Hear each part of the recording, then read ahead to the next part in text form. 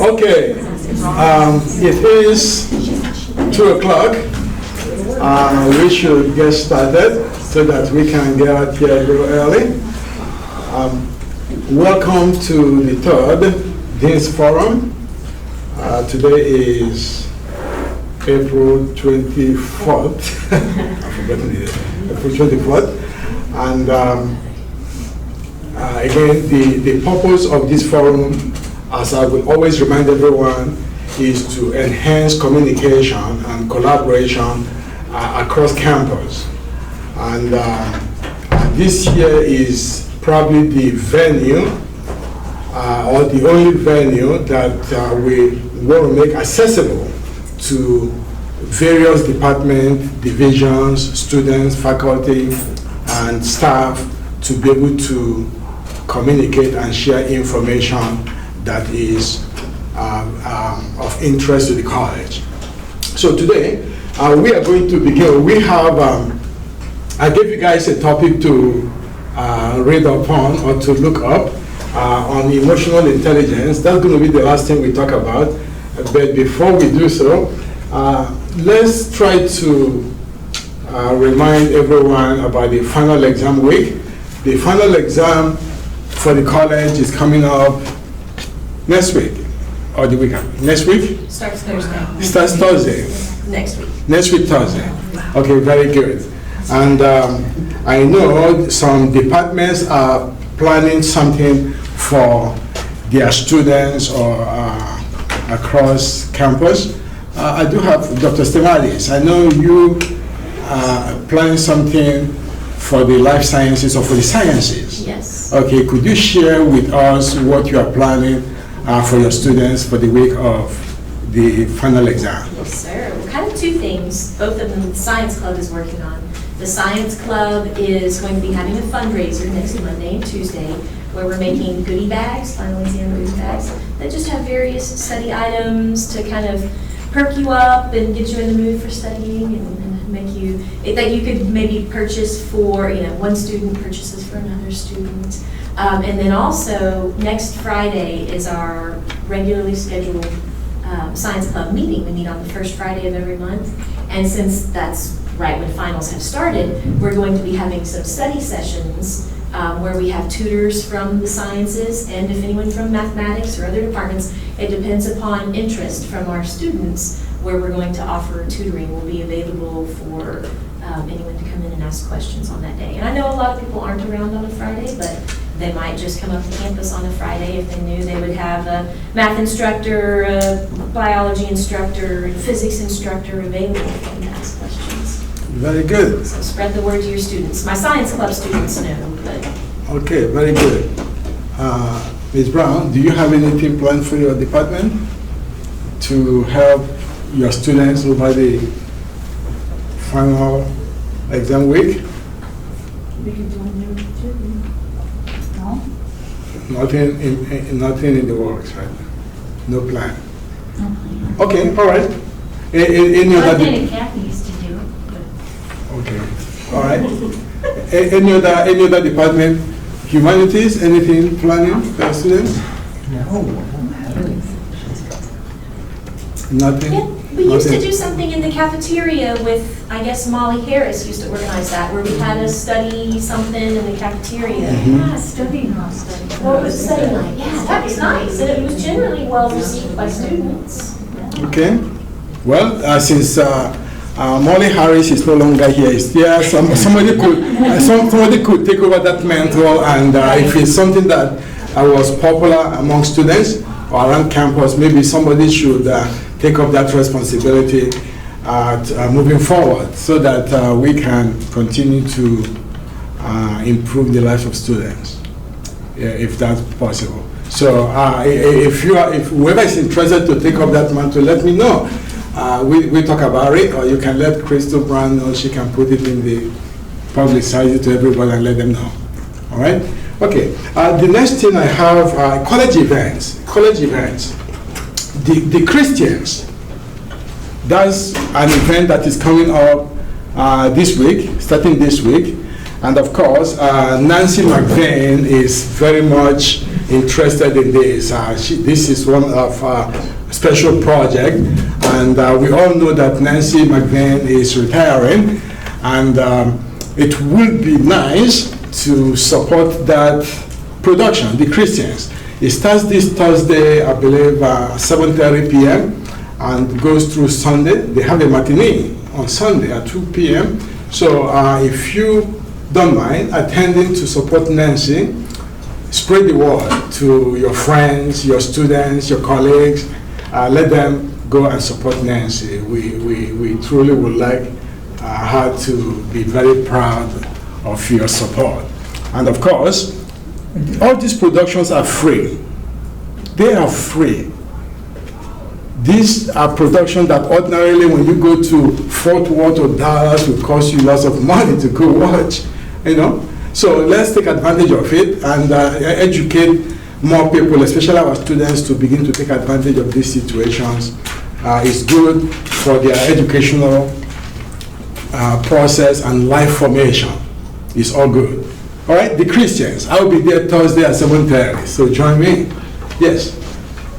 Dr. Ebe, did I understand you to say that Nancy is retiring? Yeah. Oh, okay, maybe I should have announced that. It's been announced. It's been announced, right? Okay, I thought so. Yes, I just wanted to make sure that I heard what you said. yes, that's what I said. Yes, okay. She is. Yeah. I just had not heard that. Yeah, she's an institution, you know. So we ought to give her all the support we can. All right, that's the part on that. And then the next thing I would like us to announce today will be the House bill. There is a House bill 2223 about developmental courses that is coming up. I will turn over to Shirley Brown and let her brief us on this HB 2223. Ms. Brown, please.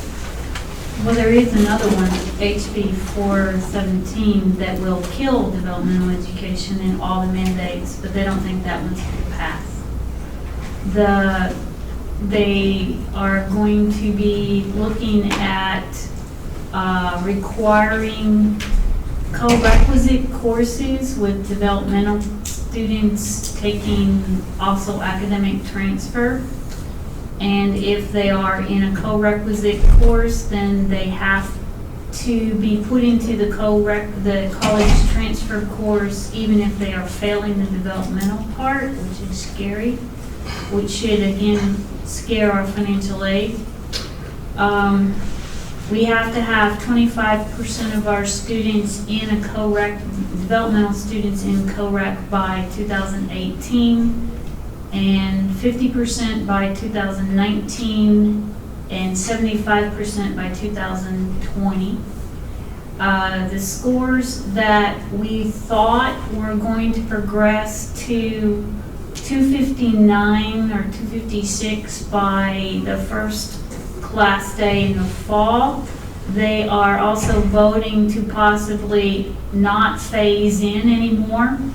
They were doing an efficacy study on the current test and the scores, and that will be determined when that study is done, what the cut score will be for anticipating 70% of the students that go through the developmental education will then pass their college level core course. So they're going to determine what that score is that will create 70% pass rate in the college level math class with one study. Okay. Have you talked to Rhonda and I sent her an email. Any response back in terms of their end? Okay. With All the right. House bill. With the House bill. Okay. Very good. Any comment? Anybody have an idea about this bill coming up? Okay. All right. Again, one of the things that I have been talking about, you know, with some of the discussion I had with Ms. Brown a little earlier, maybe some months ago, is to see how we can continue to improve on developmental courses in the area of mathematics and have more kids to become more college ready for transferable courses in mathematics. And we have talked about some plans that we want to implement in the fall, but that is not yet concluded. So we're still working on those. Hopefully, we can find a way to continue to improve upon developmental math at Weatherford College. And if the bill should pass, I think we should be able to meet those standards as recommended by the legislators. So that wouldn't be a problem. I know we are capable, and we are going to work very diligently to get that done. All right. The next thing agenda right here on the agenda today will be professional development.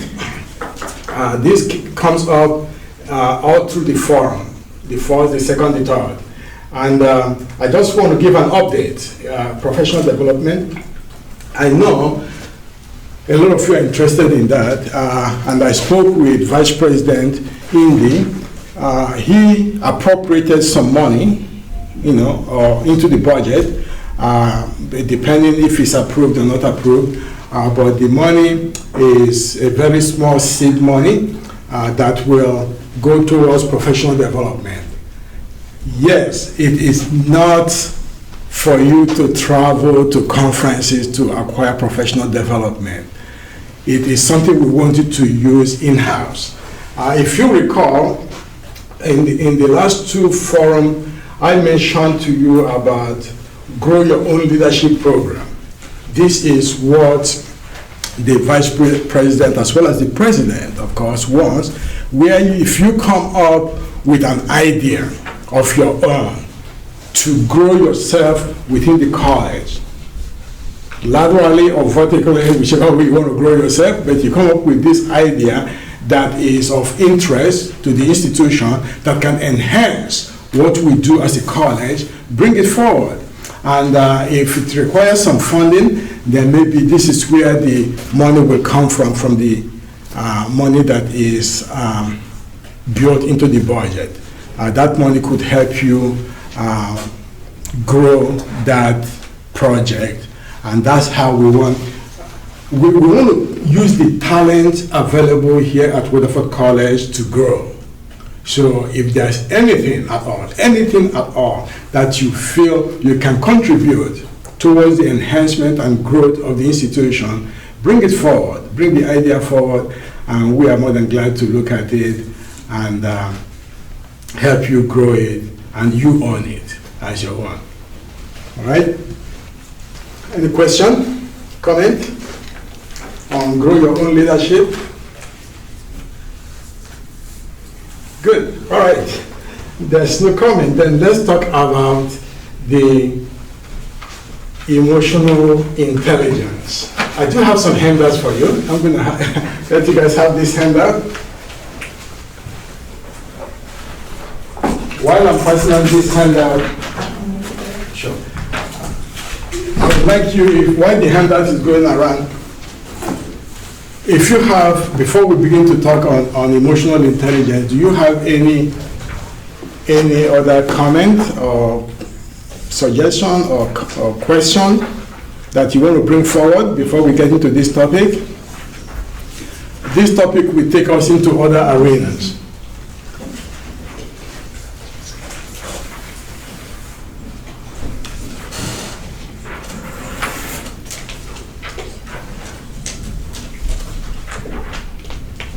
How many of you did your homework? How many of you read on emotional intelligence? Okay. Yeah. Okay. It has a front and back. The front one is the 4 signs that to show that you have emotional intelligence, and then the 11 signs that show that you don't have emotional intelligence. All right, the back one of it. All right. Okay,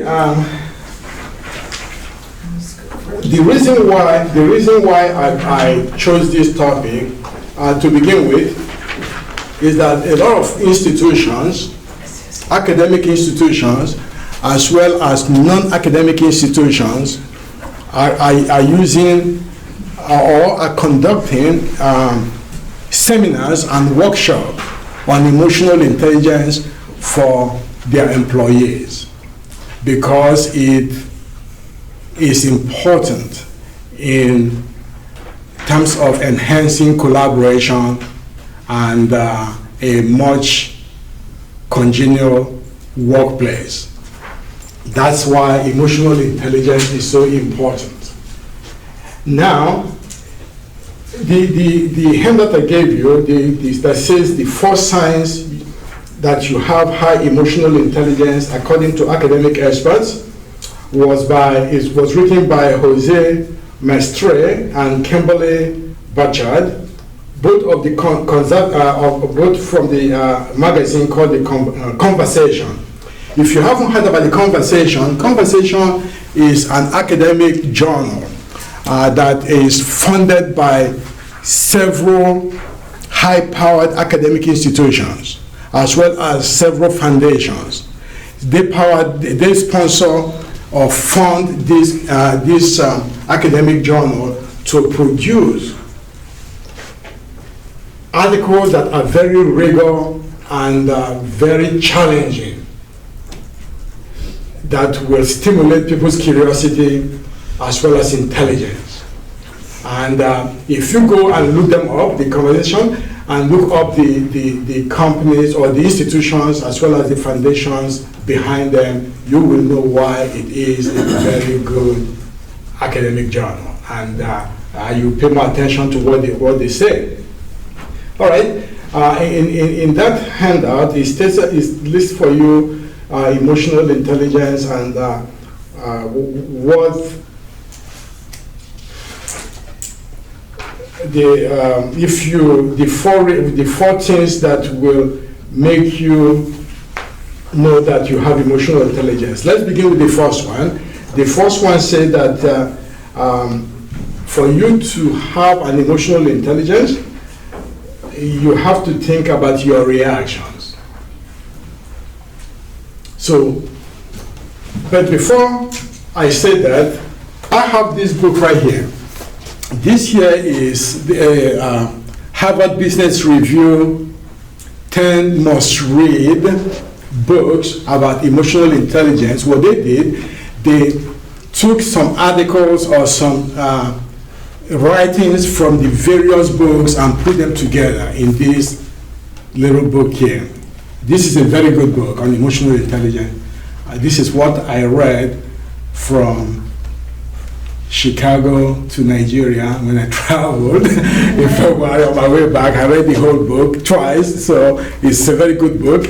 And again, you can look it up. And then, of course, inside of the book, in the content area, it listed, the 10 different books about emotional intelligence, where they got their information from. It's all in this little book right here. All right. The first one about, just before I say that again, let me go back. During our department chairs meeting about a month ago, I had asked my department chairs to look up on this emotional intelligence, because the United Health, is that our carrier? Yes. United Health. Good. Yeah. United Healthcare had published or sent out that information to everyone about emotional intelligence. How emotional intelligence could help you to relieve depression. Sometimes some of us are depressed but don't show any clinical sign of depression. And how emotional intelligence can help improve your mood and improve your health. overall, right? So I want us as an institution to engage in this practice of emotional intelligence, all about emotions, all right? So it's very extensive. It's nothing that we are going to finish up here today in this class, but I'm just going to point out a few things about it. So from the handout you have, let's start with the first item that says you think about your reaction. So this here can mean different between a good reaction and a bad reaction to circumstances, okay? Emotions, we can say emotions can, I'm reading directly from the article here, it says emotions can contain important information that can be useful to personal and social functioning. And then it goes on to say here that people who are less able to regulate their negative feelings are also more likely to have difficulty functioning socially, which can exacerbate depressive feelings. And this is why the insurance company are sending it out. And this is why a lot of companies are promoting this in their workplaces. They're giving seminars and conferences so that people can understand. Some of us have it naturally, some of us don't, but can we acquire it? Yes, we can. All right? Okay, and then of course, it says here, people with major depression have been shown to have difficulties understanding and managing their emotions.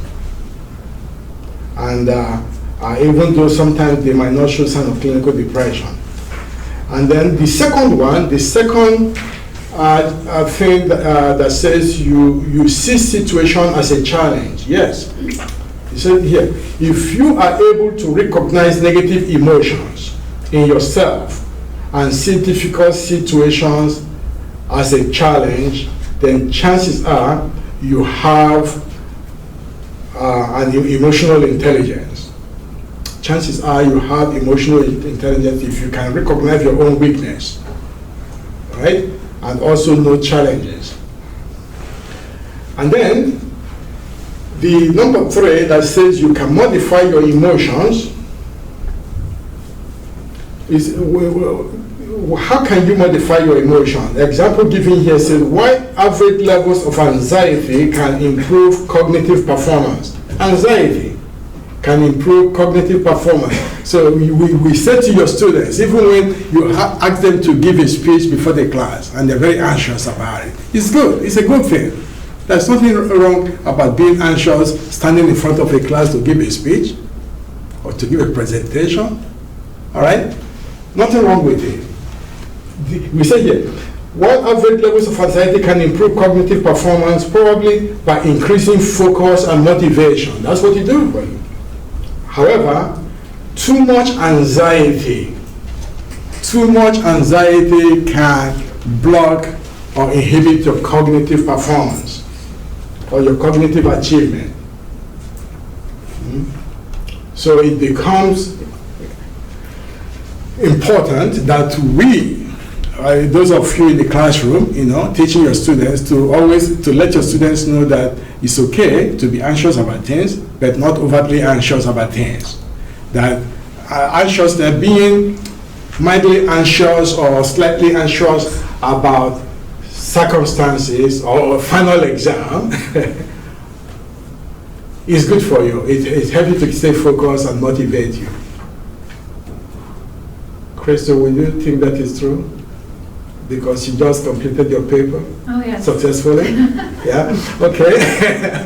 I was following her on Facebook and she was writing her papers and she said, okay. I almost commented on this to her. I said, I'm just going to leave it alone and pick it on her. Now I'm just stressed about seeing the grade. The grades will be fine. See, it's okay to have that slight anxiety because it helps to improve your cognitive performance overall. All right? And then, of course, the fourth one say you can put yourself in other people's shoes. This here is what applies mostly to leadership. As when you, it's in a workplace, emotional intelligence is now a common training that people go through. It's usually conducted by the Human Resources Office tends to do this type of training for their employees because it helps communication in workplaces. And we feel that better communication improves what? Work performances overall. Better communication. All right?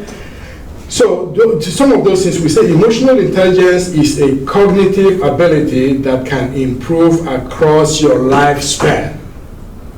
It can improve across your lifespan. It's not a one-time thing. Having said all those things, those are just mild things to say. But this book here, let me show you, go through here and cite few things and have you ask me questions, and maybe we can answer your questions or talk about it. A few things here about,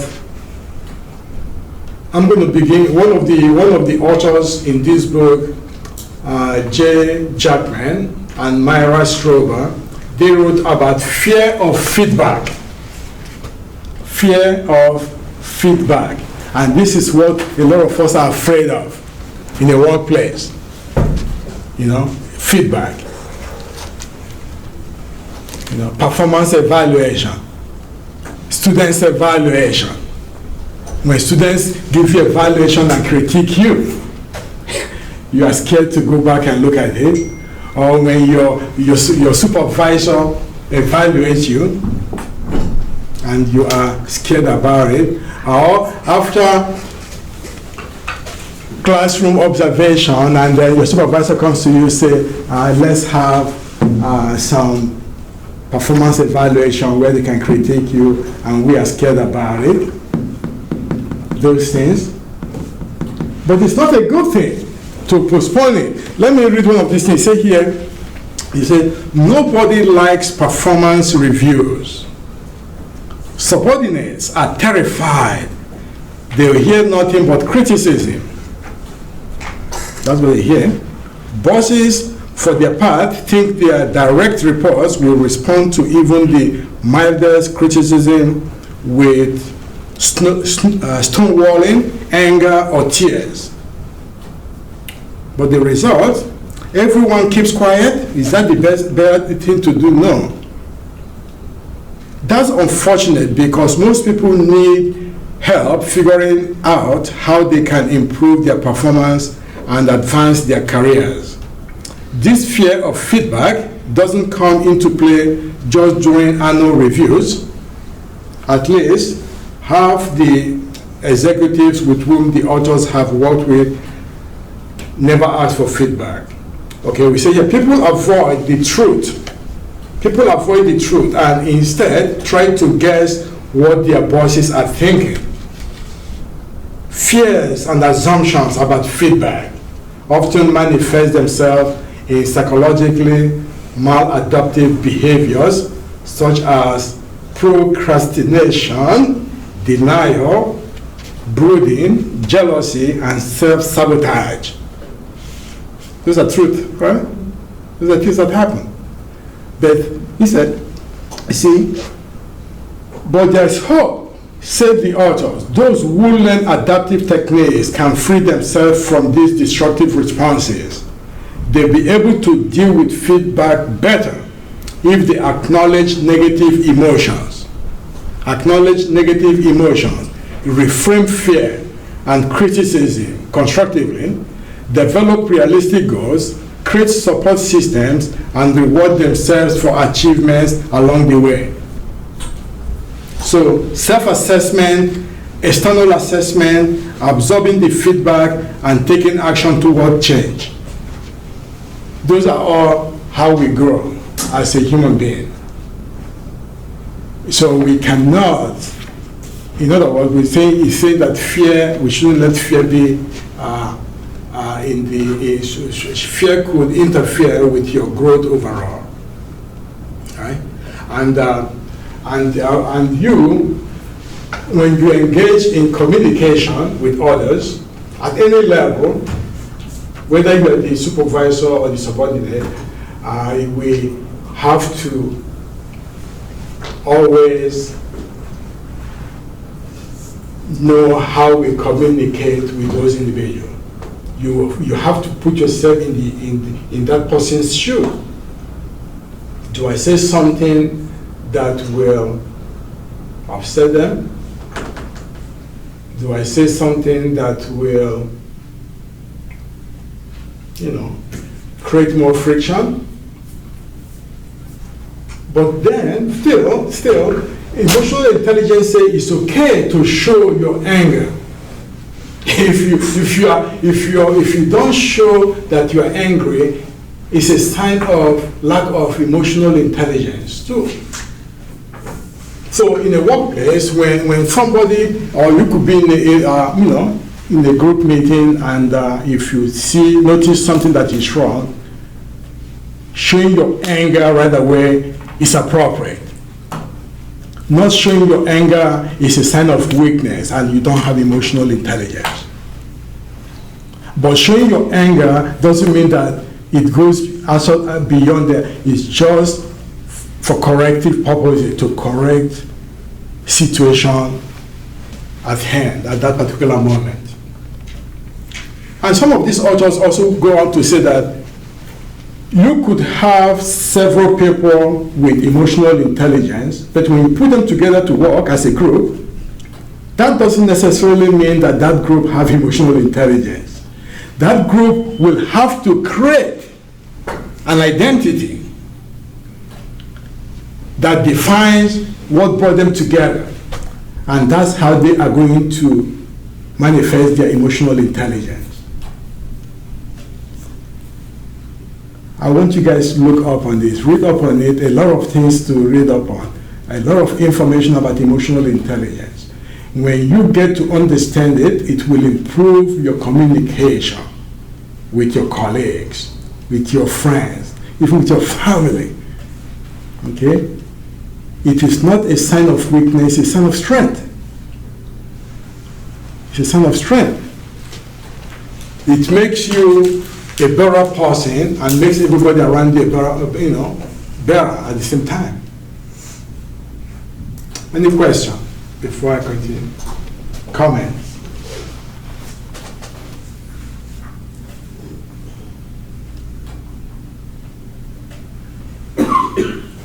Dr. Welch, you look like you have questions for me, or comments. No? No. Well, let's throw it to some of our counselors here. Let's look at Kayla Drum. She might have some background in emotional intelligence. Do you have any comments for us?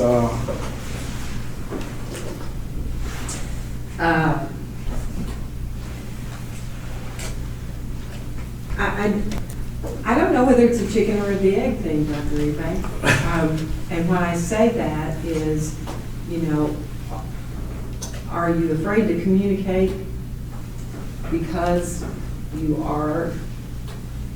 have problems with emotional intelligence, or is it that does being afraid to communicate stymie your emotional intelligence? I guess is what I want to say. I think sometimes the temperament or the personality of a place, I think causes people to hide their emotional intelligence or lack thereof, or I think when there's not a climate of openness, transparency, and communication, then people struggle. People who do behave this way have a little problem with that. They have to kind of sublimate what they're doing in order to stay afloat in their environment. So I think it would be great if we could find a way to work on the emotional intelligence of all of ourselves here. Very, very, very good. Very good. Any other comment?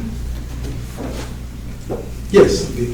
I'd just like to say, because I work in the student services office, and maybe the faculty don't see a student over a long period of time, but I've noticed there are several students in particular, they come to an advisor and then they continue to come to that one person. And there are several that do that with me. I was the first one they talked to, and they've been here a couple of years now. And I can really see a difference in their level of emotional intelligence. I'm not so sure I would have labeled it that before. But I think that speaks volumes of the time that they've spent here and the people that they've been around, their instructors, their tutors, their mentors and things. And as we talk, they'll share things about their life and their family and their job. And you can really tell how much they've grown in those areas because of this setting for them. Very, very good. I'm glad you brought up that part of it. I tend to share this with friends and people all the time, that the reason why I do have a line or stream of students flowing in and out of my office was because of my ability to communicate with those students in a different manner. When they come to me first, if they are coming for academic problems, my first question is not going to be about academics. It's going to be probably about something other than academics.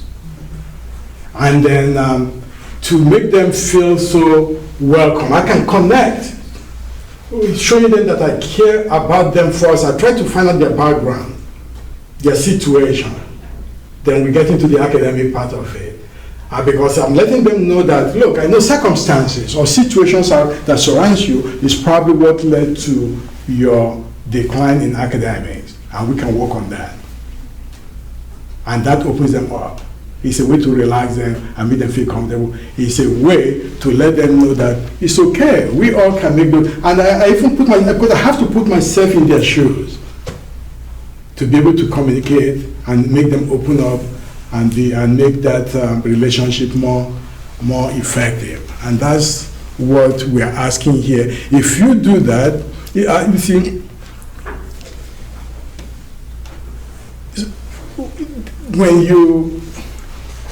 it is not a sign of weakness to be nice and gentle. It is not. When you are nice and gentle, people communicate with you more effectively, but it is a sign of weakness when you cannot show your anger when they go off track or when they do what is wrong. You show that anger momentarily and let them know, look, I don't like this. You correct it, and then you move on. All right? And you don't have to stay on that anger thing all the time. Okay? Well, maybe the point that you're trying to make too with people here, especially with faculty and especially with those of us who deal with students face to face, we're encountering a lot of students who are emotionally immature. Mm-hmm. And because of that, they don't deal with situations well. Their first reaction is to be either angry, angry or upset, and maybe that's what we need to do, is try to model for them. Excuse me. Try to model, because I am sorry. Oh, that's okay. Sorry. I'm choked up about this. But, thank you. Maybe we need to work on it so we can model it for them. Mm-hmm. Somebody needs to teach them. They want to blame you or some other person for their problems. They have trouble owning their problems. And so, maybe this is something we really do need to study not only in respect to ourselves, but the students within the deal. Okay. Yes. I was just going to say, when you brought this up, we're going to talk about emotional intelligence, it made me think back in the I guess mid to late 90s, Daniel Goleman, who wrote the book Emotional Intelligence, and he talked about EQ. You know, we all talk about IQ, but he was talking a lot about a lot of people with high IQs had low EQs, and they weren't as successful in the real world because they didn't know how to monitor their feelings or to connect with other people's feelings or read the social cues. And I think maybe that was one of the first studies about the delayed gratification with the kids, and they saw that the ones that could wait and not take the candy did better in a longitudinal study later on. So yeah, and I do, especially with my students, are going to be out there in the mental health and substance abuse world. It's all about their own self-regulation, their own role modeling and responding. And yeah, I feel like that's kind of our duty to coach them how, when things aren't going well, how to communicate, you know, how to go to the supervisor, how to ask for what they need in a way that's not all charged up, you know, but in a very professional manner. So, and that's just. I'm glad you brought up Goldman. You know, that's one of the leading authors, and of course he's here. Let me say something a little bit idea in brief. He probably one of the first people to talk about emotional intelligence at the time, using emotional EQ instead of IQ. Let me read some of what he says here. He said, "What distinguishes great leaders from merely good ones? It isn't IQ or technical skills," says Daniel Goleman. "It's emotional intelligence, a group of 5 skills that enable the best leaders to maximize their own and their followers' performance. When senior managers at one company had a critical mass of emotional intelligence capabilities, their divisions outperformed yearly earning goals by 20%. Then he went on to list 5 of the skills. One of the first skills of emotional intelligence skill would be self-awareness. Self-awareness, knowing one's strengths, weaknesses, drives, values, and impact on others. And the second one, self-regulation. Self-regulation, controlling or redirecting disruptive impulses and moods. Self-regulation, controlling or redirecting disruptive impulses and moods. And then the third one is motivation, relishing achievement for its own sake. Motivation, you must have those. And then the fourth one is empathy. Empathy, understanding other people's emotional makeup. Very important. And the fifth one, the last, is social skill, building rapport with others to move them in desired directions. You cannot be a leader and expect people to follow you if there's no motivation. If there's if you lack the social skill to make them to follow, they're not going to follow you. They will resent you, right? They will. And so what a lot of the authors are saying here is that the best and the most talented and successful corporate executives or managers at any level, whether it is academic or non-academic institution, is those who have the emotional intelligence.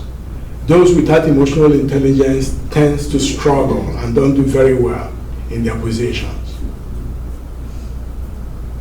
And let's look and read more on emotional intelligence, and maybe when we come back in the fall semester, we can start having little small workshops and have any one of you present topics on emotional intelligence, because it's very vast and huge, And if you want to present them in your own setting, maybe your department, where it fits the group or the department goals. Remember, your emotional intelligence has to fit with the character of your department. If it doesn't fit, you cannot duplicate.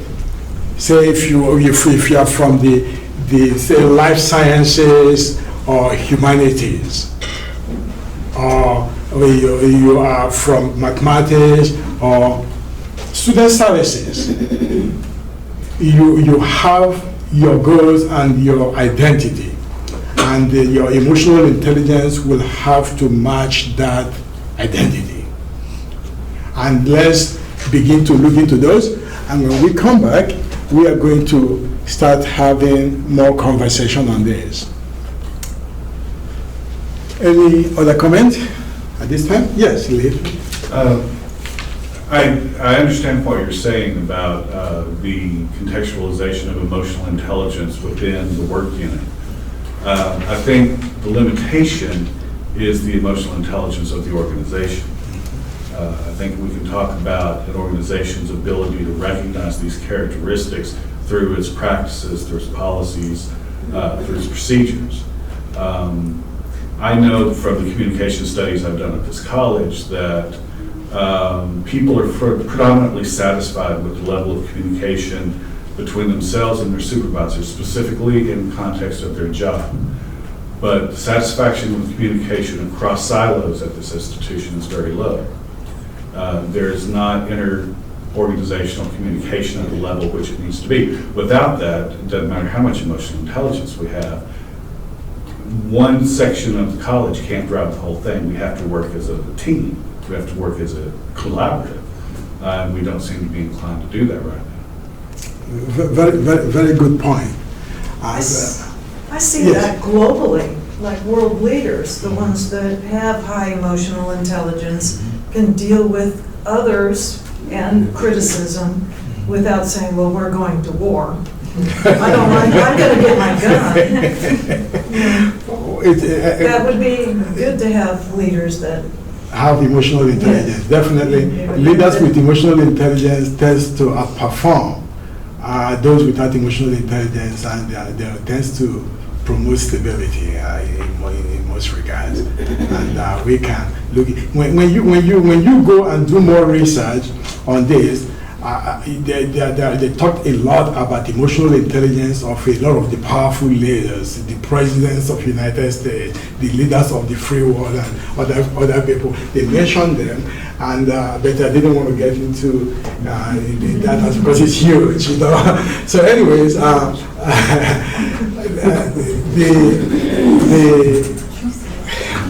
you touched on something very special, but I'm going to move away from Lisa's comment and go back to Lisa's comment a little bit.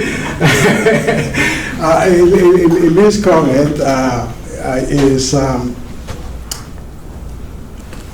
what you said is exactly the direction I want this conversation to go, and that's why I brought up emotional intelligence, is how we can grow it as one unit, as an institution, rather than in our various departments and groups that we work with, but grow it as an institution. And that's where I want this conversation to go. Okay, so again, this is an assignment that is open to everyone. Let's try to do a lot of reading in this area and more research in this area, and begin the conversation and sharing of information, and see where we go with this when we come back in the fall. This is going to be the last forum for the semester. The plan is to have 3 in each semester, and this is the last for the semester. And there'll be one in the summertime, but again, we will see you again in the fall. Hopefully, we get more interest. Fortunately, or the good thing is that we have a lot of people watching on YouTube. from their offices and at home, and I get feedback from them after the forum. I thank some of the students we have in attendance today because I don't see them that much. I want more students to participate. Okay, so it's a good thing to have students in attendance, and so that they can be part of the process. Any other comment? If there are no further comment or discussion, let's keep working on emotional intelligence, and we'll see you guys again in the fall. Thank you very much.